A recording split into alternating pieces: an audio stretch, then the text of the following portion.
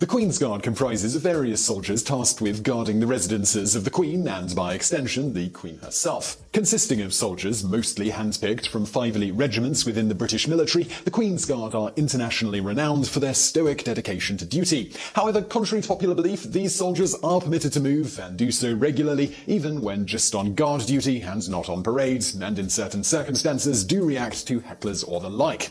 That said, while on duty outside of the Queen's residences, these sentries are trained to remain unflinching in the face of everything from extreme weather to screaming abuse a few inches from their faces. In fact, if they end up having to relieve themselves during 2-hour shifts, generally 2 hours on, 4 hours off, they remain just as outwardly unflappable, instructed to simply perform their necessities right in their thick woolen trousers, which, according to Guardsman Sean Marsden, are sufficiently dark to cover their embarrassment. While this might seem a short span of time to ever have this occur, it should be noted that on hot summer days, Guardsmen are instructed to drink very large amounts of water before going on duty to attempt to prevent heat stroke and dehydration. But despite these bastions of British stoicism's reputations, they do move regularly. At least every 10 minutes they will turn and patrol their post. This usually involves taking 10 or 20 paces one way and then back before once again resuming their vigil. Occasionally a guard may also perform such a march to approach an individual within their vicinity who is being a particular nuisance or the like, but the more common purpose of these little jaunts is usually just to get the blood flowing again, to keep it from pooling too much in their legs, potentially causing the soldier to faint. Speaking of fainting, if a soldier begins to feel themselves succumbing to such, they are taught to faint to attention. This basically means that they must faint while maintaining their standing at attention pose. In practice, when achieved, this tends to result in them falling rather rigidly over like a toy soldier, which is why there are pictures of guardsmen laying face down rather than more or less crumpled on the internet. Fellow Queen's Guard members around said individual are forbidden from deviating from their duty if this occurs, and will in fact march straight over their fallen comrade if necessary. Medical personnel will of course be sent out to attend to the individual when this is observed. While not a common occurrence, this does happen every now and again. For instance, during the 2017 Trooping the Colour, in which temperatures sat around 27 degrees Celsius, that's 80 degrees Fahrenheit, 5 of the Queen's Guard, baking in their many layered thick uniforms and bearskin hats, passed out. Beyond fainting and marching, the guards may also move about in a variety of other ways. They are guards after all. However, given their role has largely been reduced to a merely symbolic one, with local law enforcement generally taking care of any problems that arise around the Queen's residences, today one of these elite soldiers breaking their normal stoic stance is generally simply due to tourists, rather than a real threat or the need for them to perform as actual guards. That said, members of the Queen's Guard will rarely openly react to tourists taking photos or telling them jokes to try and make them laugh, and are in fact specifically instructed to ignore stuff like this. However, if a group of tourists is being especially annoying, the Guard may make their best effort to ruin the picture or the like, for instance by suddenly turning and marching right when the tourists are all posing for a photograph with the Guard. In one instance we came across, a guardsman noted that he'd continuously just march when such tourists are around, passively aggressively getting them back for their disrespect, somewhat akin to the Seinfeld soup Nazi. Speaking of marching, should you get in the way of a member of the Queen's Guard who is doing this, you'll likely find yourself having said soldier shout something to the effect of, "Make way for Her Majesty's Guard!" Failure to move out of the way will result in you being knocked over, as one hapless man found out in 2015. Although, to be fair to said man, no one in the Guard chose to yell "make way" until after they ran into him, and he clearly was oblivious to their presence before the collision, so he wasn't trying to disrespect them. One guardsman also noted that, while exceptionally rare, occasionally a tourist will tell a particularly good joke which may elicit a smile or even laughter from him, though if a soldier is caught in such a slip in composure, they get docked pay, a few days to a week's worth depending on the severity of the infraction. They may even face other punishments, including in extreme cases being kicked off the Guard.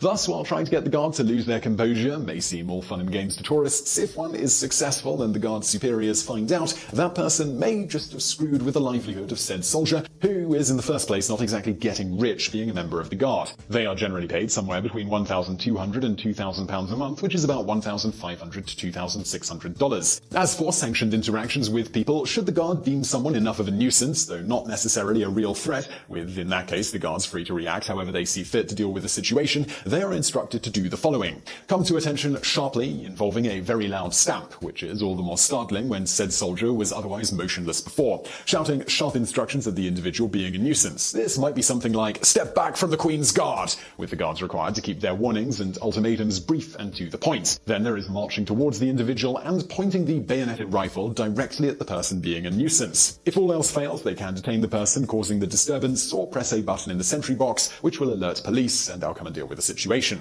One potential almost surefire way of eliciting such a strong reaction is to touch the guard or otherwise exhibit extremely disrespectful behavior, such as marching along beside the soldier in a mocking fashion while insulting the guard verbally. And if you're wondering whether said rifles that are pointed at your face in such a scenario are loaded or not, well, they're usually not. Though one imagines having a sharpened bayonet wielded by a highly trained soldier shoved in your face is intimidating enough, even if you know that the gun attached to it's not loaded. Occasionally, the guard do carry ammunition with them, though particularly when there's knowledge of a credible threat to the safety of the Queen or nation, or otherwise when a heightened state of security is ordered. In these cases, if necessary, the soldier can load the rifle in a blink of an eye by simply ejecting the empty magazine and popping a full one in. And yes, as actual guards, even if their duties today are mostly ceremonial in practice, said individuals are authorized to use deadly force when appropriate, most notably if they feel their own lives, members of the royal family, or the general public near their guard post are endangered. As an idea of what the Queen's Guard have long had to deal with from people, former guardsman Ronald Tibbets notes, "Some march up and down with us and others pull out bearskins. Some people put fag ends down the rifle butts, some stick oranges on the end of the bayonet."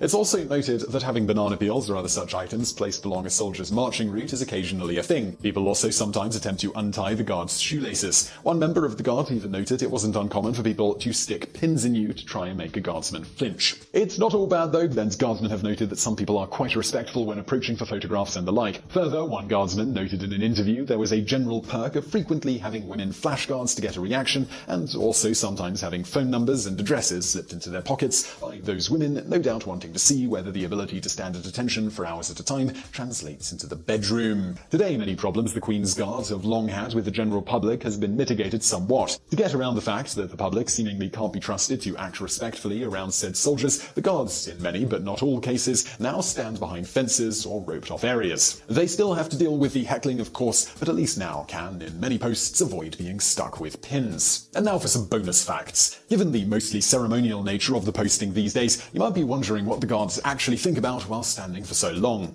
One guardsman noted, "Sometimes I just watch people. That, after all, being partially what they're supposed to be doing, keeping alert for any threats. But at other times, I tend to sing songs in my head or try to remember as much of a movie from start to finish in my head.